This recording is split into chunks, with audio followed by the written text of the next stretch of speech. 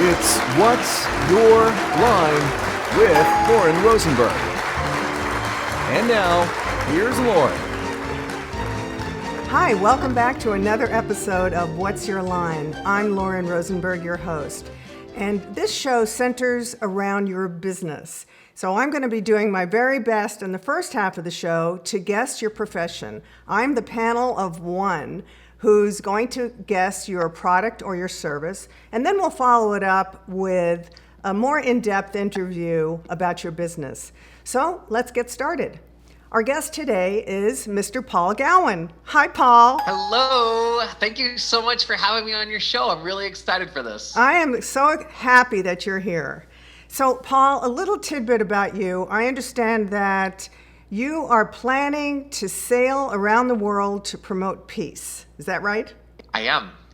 That's a long-range goal, but you know what? We'll see what things can come and help move that timeline forward a little bit faster.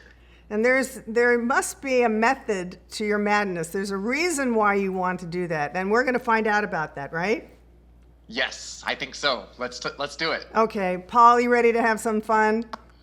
I am always ready, and I'm really excited for what we're about to do. Well, let's play. What's Your Line?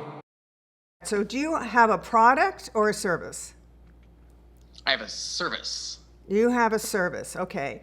And do you provide this service to adults or adults and children? I can apply it to adults and children. Right now, I focus on serving adults. You focus on serving adults, okay. Is this something that you do from your, maybe from your computer internationally, or do you prefer to work in person, or how do you perform your service? Fun question. I make use of the virtual aspect of it. I am most effective going kneecap to kneecap with a person. However, I do love connecting via a video call. Okay, and how long have you been doing this service? A little over 3 years in my own business. And so what did you do before that? Did it have anything to do with this service? In some ways, yes. I was a Mustang Marine officer for 15 years. Oh my gosh. And there are aspects of what I did as a Marine that really helped me serve today. So what you learned as a Marine helped you with your service today? Yes. Oh, that's so interesting. Okay. So if I were to come to you for your service, would I feel better about myself? You would feel better about yourself, your relationships would be enhanced, and you would have actionable plans for how to improve your business. Oh, okay. So you're going to give me something to take away. Are you a counselor? Of types, although that is a fairly specific word. There's a more general term within the profession of what I do. Yes. Okay. And that a counselor can cover a broad spectrum. Do you work on a broad spectrum, or do you work in a specific market, perhaps?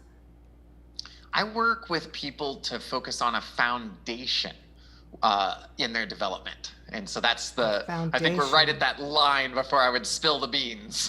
No, don't spill the beans. So I want to know, because I still want to guess it, do you do public speaking for this service? That's an aspect that helps me get my message out there to let people know that there's an opportunity to work with me. Okay. Are you a psychic? No. But you play one no on TV? No palm reading, no tea leaves. Yeah, none of that, no. And you offer one-on-one counseling, because we determined that it's some sort of counseling. I would say one-on-one, but I do want to be very reverent to not use the word counseling, because it's a little too distinctly different. Okay. And I don't want to represent what I'm doing as counseling. Okay. So do you work with one particular kind of group of people, per se? Right now, I'm focused on serving business professionals, especially female leaders. Oh, women. Leaders. Yes. Business women leading in their professions, in their industries, or maybe even their own businesses. Oh, business women. Okay. Yes. So, do you work with couples? No, No, you don't No. work. So you're not specializing in couples then? No. All right. But I'm gonna feel better about myself when this is done. And so, but you're not really, are you specializing in working with women per se? My team and I are looking at the ability to serve them with excellence. Although I can serve men and women with excellence, I've really developed a track record with some of my clients of helping serve these business women. Okay, so I think that perhaps you're specializing in the business community. Yes. That's- yes. I'm very much focusing on that right now. Okay, so am I right? Is that your profession? Is that your service? I think we're close. I think we can say you guessed it. Yeah. Well, Paul. Instead of counselor, there's another C word that I would call myself. Paul, but, what's your yeah. line? I'm a coach. Oh, you're a coach. Professional development coach. Oh, okay. Professional development coach, and you work with businesses, it sounds like, business women and businessmen? Yes. Okay, well, I sort of got it. I got part of it. You were so close. It was like the counselor thing was like so close, and yet I want to be very respectful that they have different tools and a different Yes. focus than what I'm doing. Well, let's just take a quick logo break. We're going to display your logo and come back and find out, have a more in-depth conversation with you about your business. So stay tuned. Wonderful.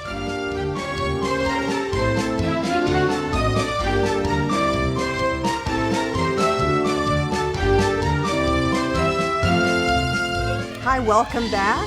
We are with Paul Gowin, who performs a service, and I sort of guessed it, sort of not, somewhere in between.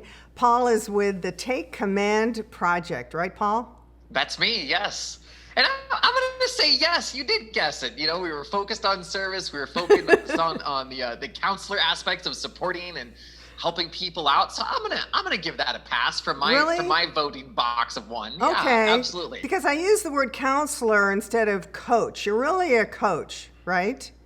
And I do want to be respectful that the counselors out there, Yeah. they have a lot more training in a different focused place than Okay. where I use my training for being able to serve people. But similar missions, different paths. Well, what is your mission of the Take Command Project? The mission that I have is to help people honor and learn from their past. And it doesn't come from a place of agreeance or wanting something to happen again from your past. But when you can look to learn from your past and really honor it, then you can create energy-raising confidence in the present. That confidence allows you to boldly dream about what's possible for you in the future. Yes. And then decisively put that plan into action today by taking command in your life, in your relationships, and in your business. So how did this all come to be? What inspired you? You say you were in the Marines, and Yes. that inspired you to launch your service. Yes, the Marine Corps was an absolutely fantastic adventure. 15 years. I'm what's called a Mustang Marine, which is about 1% of the Marine Corps, those who start off enlisted and then accept a full unrestricted commission as an officer. Oh. I had an amazing career. However, because of some trauma from when I was a kid, I was interacting with the world with a chip on my shoulder, something to prove, some way to be bigger, badder, tougher, stronger. And that really was a detriment to a lot of the missions and a lot of the teams that I was assigned to. I was still able to do some really great things. It always got in your way. It always got in my way. What was it? Are you allowed? I mean, do you feel comfortable saying what that trauma was? Yeah, I was sexually assaulted when I was 4. Oh. And physical abuse, emotional abuse, verbal abuse in the home, bullying at school from students and teachers. I had a lot of things to work through, and in understanding how they shifted my perspective of the world around me. Oh. And that's where I want to have that reverence for a counselor, because counselors and therapists, psychologists are some of the teams of people who have helped me take command of my life.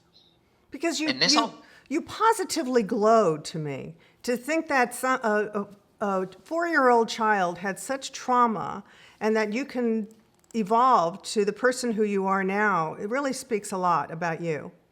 It's in that first step. Thank you so much. And it's in that first step of honor and learn. as I was running from my past, being too scared to shower in junior high and high school with the other boys, because I'm concerned about what may happen if my eyes divert, or how that happened to me, and am I going to be turned on, and what is going on here. And growing up in eastern Montana in the 80s and 90s, any concept of talk around trauma, sexual abuse, homosexuality was very much, the society was not ready for that then. Oh, that's true. The glow comes from that first step of honor and learn. I didn't agree with it. I don't want it to happen again. I'm not necessarily proud that it happened. Yes. But when I can honor that it happened because I'm able to be in greater service of others, then I can take what I learned from it. And I've been able to connect with a number of women and several men who have faced sexual assault, sexual trauma in their life.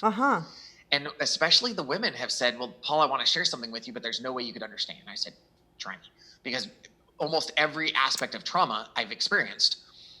So I can have that understanding from my experience.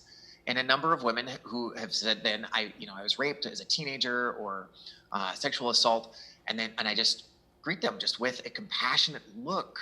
Yes. And that's when they say, oh, you do understand. Yeah, personally. That was the shift. Right. And that's how I can honor that experience and respect that it allows me to serve greater than perhaps if I didn't have it. And it served a purpose then for you. As horrible as horrible as it was, it continues to serve a purpose for you.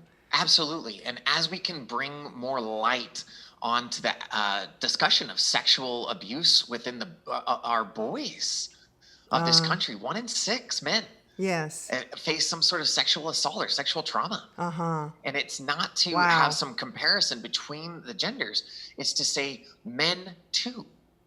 Men too. And if we can have a balanced discussion about how to bring attention to that cause, I think our entire society is going to be raised up.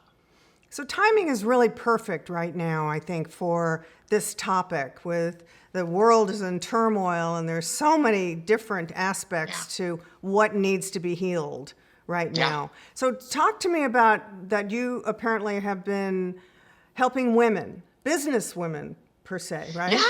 Yeah, it's kind of emerged as a pattern with the clients who I've served. And it wasn't that I went in to specifically serve women. What I saw was that. But that's what transpired along the way? It is. Just looking at the data of who and how I serve. And I had some remarkable experiences in the Marine Corps. My first job was in the band. And I got to serve underneath the first female drum major in Marine Corps history, as well as the second. When you say serve under the Marine Corps drummer, what do you mean by that? It's a drum major. So if you've ever seen a military band, they have this big stick with a big ball on the end of it. That's called a mace. Oh, okay. And the drum major is the one that's out front that's moving the mace up and down to give signals to the band of how to play louder, faster, slower, or let's take a left turn. Let's take a right turn. So that's the drum major who's in charge of the band. Right. And that had been a male-only billet. For the history of the Marine Corps until about 20 years ago. And so I got to serve under the first female drum major, which means she's out in the front with that big stick called the mace, and I'm in there playing my saxophone, doing what she says. And so then, you were in the band. Yeah. And so I had that access to some of these cutting edge in leadership, these cutting edge women, of having to go through the chauvinism, go through a lot of the trials and tribulations that they had. And the second female drum major, Kim Silky, was my drum major when I got stationed in Okinawa, Japan. And she took me under her wing and taught me a lot of just in-your-face lessons on leadership, development, belief in your people, support, discipline, care. And it was, as I look back to 20 years ago, all of my leadership, the entire chain of command that I had when I first was stationed there, were women. My fire team leader, my squad leader, the platoon leader, all of these women had a direct impact on my development as a Marine. And that was a very, very unique experience. So you brought that experience with those women leaders to business women leaders. Yes. There's an aspect of leadership that is inherently female. when you communicate, voices are in a typically different register. Well, when you're out in front of a band and you're going to give commands, these women taught me how to adapt their voice to still have that command authority without trying to sound like one of the guys. So it's to embrace that aspect of femininity and not attempt to falsify it. Like Yes. fake it till you make it. Like Sure. you're not going to fake it till you become a dude. And so these women were able to influence me and show that women are absolutely capable leaders.